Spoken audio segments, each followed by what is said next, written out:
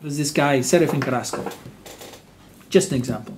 He owns a forest up in a small town called Santa Rosa Lima, which is right buffered up against Ambro National Park. His interest is to cut the forest down to do more agriculture.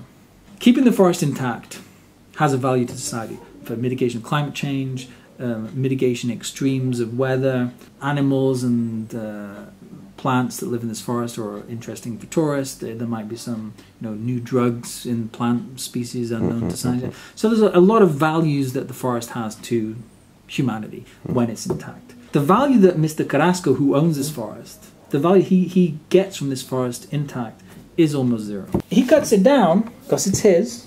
The value to society just goes up in smoke and causes the greenhouse effect. Everything's gone. The value of carbon's gone.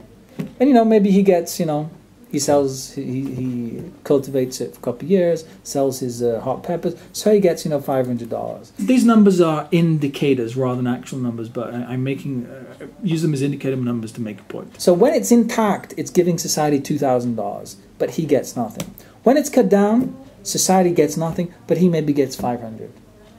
But the fundamental problem with conservation, I would argue, is not just here, it's everywhere in the world, is this. The natural world in situ is worth so much to society. You get 25 cents, I get 25 cents, Roxana gets 25 cents.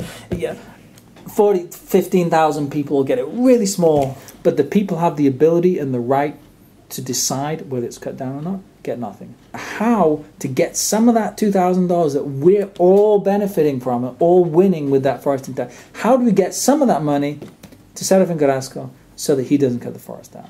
You just pay 1 cent, I pay 1 cent, he pays 1 cent, and with that amount of money, we give it to us and say, leave your forest intact, please. And with that, he would get more than the $500 because we all. But for us all to put in 1 cent, the transaction cost, the cost of organizing all that is enormous. That's the fundamental conservation problem everywhere on planet Earth.